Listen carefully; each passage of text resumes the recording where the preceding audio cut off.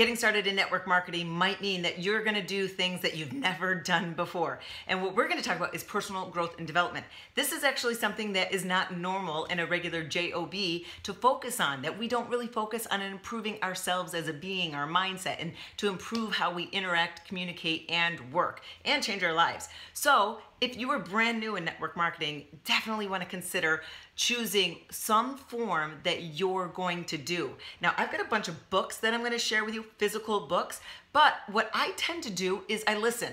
So I'll listen to a lot of podcasts as well as audibles. And that might mean that you just need to download the app that is going to allow you to be able to listen to books and put them on and just start listening when you're walking the dog, when you're driving to work, wherever there's a time where you can have focus. I don't recommend that you listen to personal growth and development or even a training, a professional development training, when you're at your computer or when you're doing something where you have to pay attention, because it's going in but out of your brain. You're not really processing or understanding or jotting down notes with the information that you are capturing. So I always suggest earbuds in, use headphones, whatever it's going to be, because it's like focus on you, and you really then can really pay attention to every word that's being said if you are listening.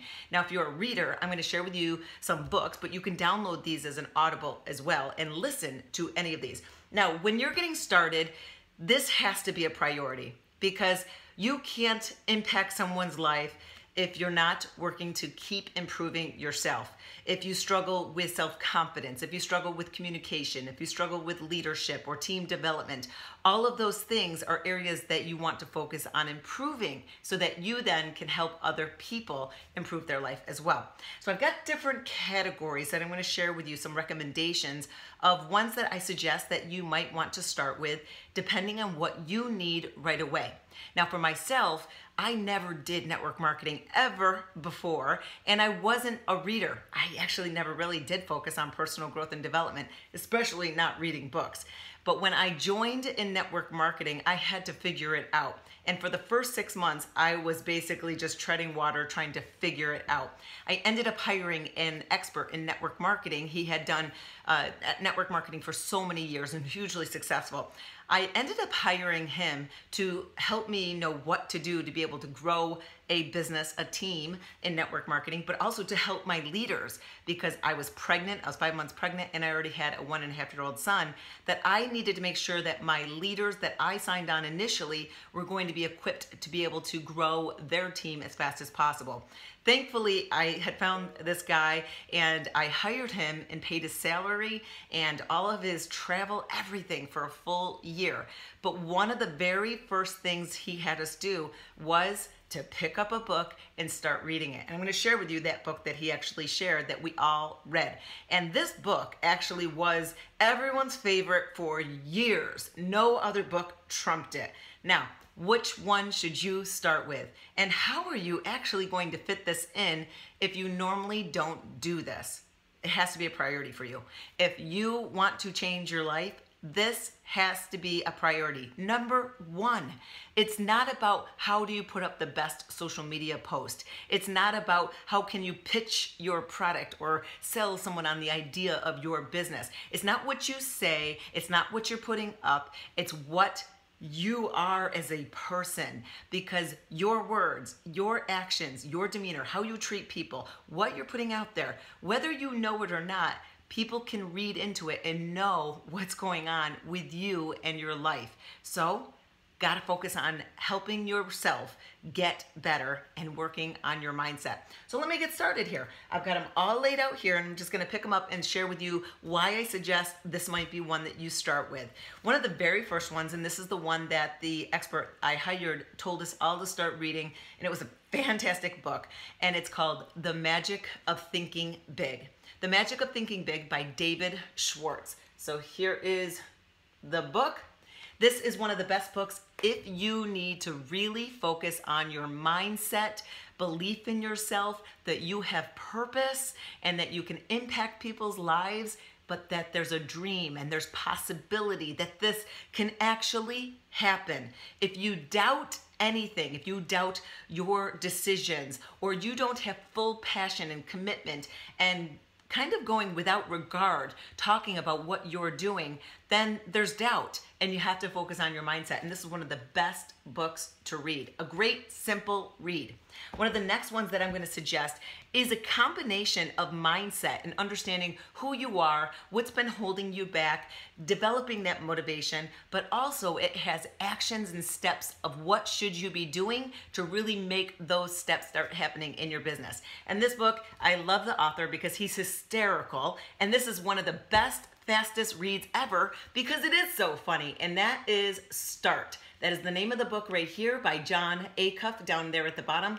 He's such a fantastic guy, and I love his wit. It's just an easy read, and you can tell when I love a book because of all the dog-earing I have going on in this book. It's just a underlined dog-eared book. So good. This one is a combination of mindset as well as knowing what to do. What should you do to actually make those changes in your business? Now, I'm going to move over to ones that are focusing on you and your habit and your time and your management, because this is an area that if you don't actually schedule to focus on developing your business, it's not just going to happen when you're free that day. It's that same old thing where when you feel that when you're not busy, you'll finally tackle that coat room closet and clean it out. Well, we know that that coat room closet sits like that for a year maybe or more because we're never not busy. We will always fill up our time with something, and then if we finally have free time, we want to enjoy that. We say, I just want to lay here on the couch on Sunday and do nothing, and that's what we'll do. So guess what? You're never going to have time. You're never going to have time. You need to schedule it.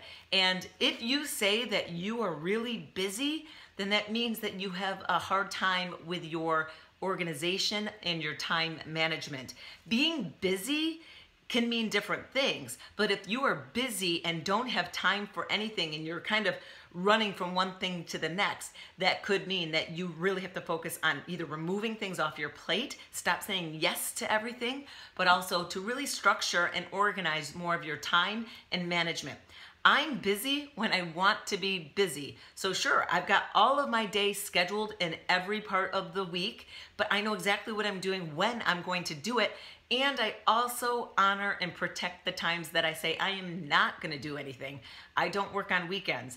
I honor and protect that pretty much throughout the entire weekends, kind of Friday through Sunday, I don't formally work. That means that I'm not digging through emails and answering text messages when I get calls or messages. That is for my work week, and I have it all scheduled. And this is something that I built up to. This is not how I started though. In the beginning, I worked around the clock, and I'm not saying you have to, but back when I started, there was no systems to follow, and I didn't know what to do, that I was just frantically trying to figure it out and trying to figure anything out online to help me learn how to do this so that I could help the people who joined with me be a success too. So to structure and learn, how do you create habit? How do you honor what is important to you, your priority? And why would you add something onto your plate if you're really not so sure how to do it? It's uncomfortable. You may have never done it before. You're kind of nervous about what people are going to think about with you doing this. And then how are you actually going to talk about it and build it when it is so brand new to you? Well, this is one of the best books if you struggle with time management, life organization, understanding what really are you working for? What really is most important? You probably have heard the terms, what is your why? I honestly don't really focus on your why, because initially when I was starting in this business, I stood on stage at the first company conference that I was able to go to, and I was a speaker, and I spoke about vision, which I'm shocked about. Like, why did they pick me to talk about vision? I don't really know, but I stood on stage, and I remember saying, I don't care how much money I make. I want my husband to be able to have the choice to either work his CIO job or to be home and do what he wants. He has that choice. It doesn't matter how much money I make, but I want that as my why. This is why I'm doing it. Well, he's home, so now what's my why? Why am I going to keep doing it? What more am I going to do? There has to be something in your belly that you're doing it for, that when you do achieve that why, you're still going to keep doing it. So here I am, 9 years after starting my business, why am I still helping other people grow as an entrepreneur? Why do I still sponsor new coaches into our business and our team? Why do I personally invest so much of my time to be able to help people to do it? It's because my why is not to have my husband at home. Well, he's been home here since 2011, so we're good now. It's because it's got to be a bigger purpose outside of just making enough money to pay for your childcare, or being able to pay off your house, or whatever it is, or being able to go on vacation. Because if you're going to make it happen, you're going to make that happen. Then what? So this is one of the best books, Push by Chalene Johnson. And this one is a complete organization of your life. This is about your time management. What is your priority and why are you going to be working towards that? How do you schedule and make something happen in your life when you're so busy and you don't know what to do? This is one of the best ones to read for that. This one's another one that is so fantastic because the imagery of understanding how to create a new habit when you're not normally in the habit is this book here called The Power of Habit by Charles Duhigg. The reason why I like this book so much is because it teaches you why we don't stick to what we say we want to do. Why do we fall out of habit? It teaches you why, and then it teaches you how to disrupt it. That's why I love this book. So if you have a struggle and you constantly start something and stop something, you got to focus on this book. It's a perfect book for that. Now, these next books are along the same line. I'm going to share with you the guy I love the most because he is straightforward, tell it to you like it is, and super ridiculously smart and successful. And that is Darren Hardy. And this is one of the best books that you can read for understanding that consistency and always just moving forward is going to make your success happen. And that's The Compound Effect by Darren Hardy. The reason is that this book is so easy to read, first of all, but the reason why this one's so good is because it teaches you about that constant little effort, no matter if you're going at a snail's pace or if you are running, but that forward motion is going to constantly keep the wheels going. To give you a quick example so you know what these books, especially the one I'm talking about now, means is, say for instance, you're trying to build your Facebook page and you learn about all the types of techniques of what should you put up to create more of a following, to have people want to like your page, to be able to comment and engage on your posts. So you start putting up some of that content. A week you're doing a great job. And then the second week you're kind of like busy. You didn't create a post to go up every day. And you kind of hit or miss it sometimes. And then, it kind of falls off and it's just like now you're stuck at home going, oh, I don't know what to put up. I want to put up something good so that people are going to want to like it. All of a sudden, why are people going to want to come to your page? You're not consistent. And what happens is it dies off and those people go away. And you have to basically restart all over again. The analogy that he uses is like you are pumping a well. I don't know if you've ever done this before, but I grew up in the country and there was this spring that we would go to. It's so weird now to think about it. It was on the side of the road and it was just this pump. Like on the side of the road out in the middle of a country. I don't even know why. It was no one's house, nothing. It was just a pipe out the side of the road. But that was a well, a spring well or whatever. And that we had to pump and pump and pump to get the water to come on up. And then as soon as that water was coming, I mean, initially we were pumping really hard and fast, but then as soon as that water's flowing, you don't need to pump as hard and fast. You just consistently keep going and the water's still gonna keep coming. But if you're pumping really fast and then you're like, yay, water, and you stop, what ends up happening is the water then just stops. You have to keep that consistency. And a couple other books that I'm gonna recommend, but this one is my #1 favorite, is The Slight Edge by Jeff Olson. This is another one that is like that event. And then this other one here called The One Thing, and that is by Gary Keller with Jay Papasan. And this one, again, it's focusing on the one thing that is going to be moving you forward towards your goals. Now, as we wrap it up, I'm going to focus on two other ones that are some of my favorites. I used to give this one book away every time I had a new team member move up in their business. I would give them this book. But this one is great if you just really struggle and need a step-by-step plan of just tell me what to do and say to introduce my business to people, to share my products, because I have no idea what to say and I don't know how to find people to talk to. I just don't know what to do. This book is a great book for that, and it's called Go Pro by Eric Worre. And Eric Worre, I'm going to be honest, I love him, and the techniques in here are fantastic. But in my opinion, in the way that I like to grow my business, is there is a lot of old school network marketing techniques in here. I really heavily focus on social media, and I do in live business, you know, talking and all that type of stuff, of course. But this one really gives you a lot of structure, you know, what to say to people that you know, to people that you don't know, how to schedule in your day, how to do it when you have no idea what to talk about. But again, just take what you want out of it. This is a fantastic book. Again, you can see dog-eared all over the place because it's fantastic. This one, good, fast read. And then this one, again, one of my favorite authors, Darren Hardy. This one is no nonsense, called The Entrepreneur Roller Coaster. I went to his live event for this, and I love this live event because he always gives you all these worksheets too. But this one, I would not start with unless you are already a boss. Okay, so you know what I'm saying? If you are already like a boss and you crush everything, you don't need to worry about time management. Nope, I got it. I'm deciding to do something, I am gonna go do it. If you've got the confidence, if you've got the mindset, if you've already got structure, and you will do the work to make things happen, then you can read this. But really, if you struggle with any of those other things that I talked about before, do not start with this book, because this one is a fantastic book to understand what should you do in your business, but also mindset, and kind of removes some of the silly talk that we have in our mind, but also some of the perceptions that we build around some of the words like sales. And to give you a quick example, he has an example in there about a realtor who kills it selling $1 million beachfront Miami homes and stuff, and he's the #1 realtor or something like that. And why and how does he do that?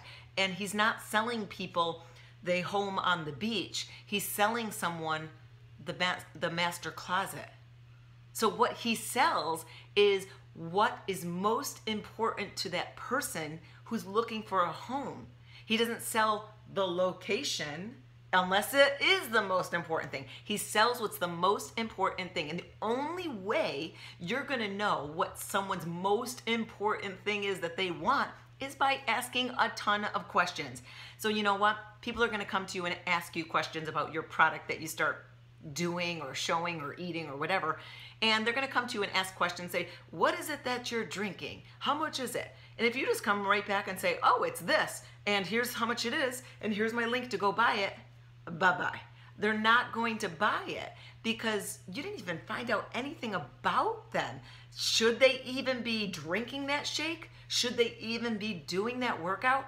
So honestly, I never even answer that question because I shouldn't. I don't know anything about this person yet that I need to find this out first. So I'm pumped, of course, that they contacted me, but I need to dig and ask a lot of questions to really understand, who am I talking with? What do they want to do? What's really most important? What is down to the nitty-gritty, so that I can fit them into the right solution? Because that may not be the right solution, and I am not about just selling someone something just to make a buck. I would never do that. So same thing. Discover and find out what really is this person looking for, and that's what you're going to be selling them on. So the idea of doing what I do as a coach aligned up with a health and fitness company, my sales pitch, if you will, is not about, hey, yeah, so you can sell the products that the company makes and all the supplements to everyone. If you're a fitness professional, then this is perfect for you, because then you've got a lot of supplements and everything that you can offer your clients. Well, you know what? That's not what I do. And that might not be important to the person that I'm talking to. I need to discover, what does that person really want to achieve and do, and what part of what do I do is going to help them get there. So to give you an example on that, what I really do is mentor and help people develop the foundation, the skills, the organization, the leadership, the development, and their social media presence, brand, following, all of that. I teach and mentor people in a systematic step of how to do all of those things, no matter what you have as a goal for yourself.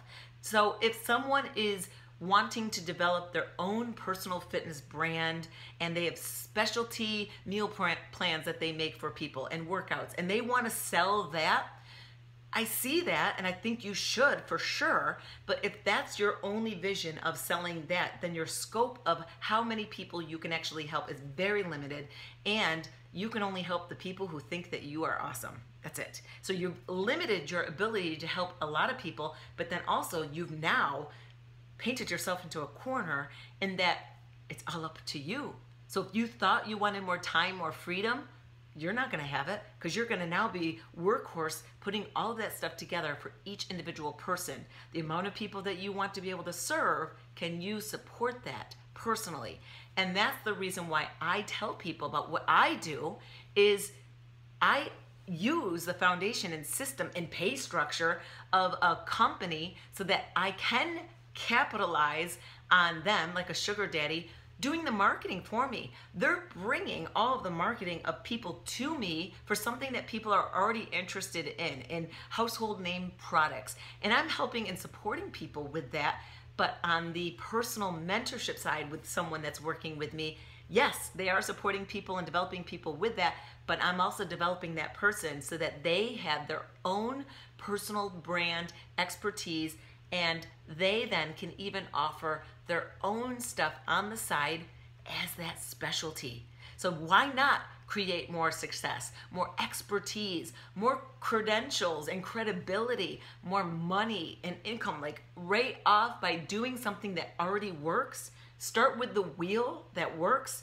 Don't be a sellout. Still be you.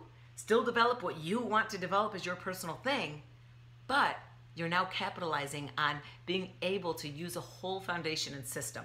Hopefully this has been really helpful for you. Feel free to shoot me a message and ask me any question that you might have with getting started or any other additional books that you are looking to read, and I'll give you my 2 cents on them. Thanks again.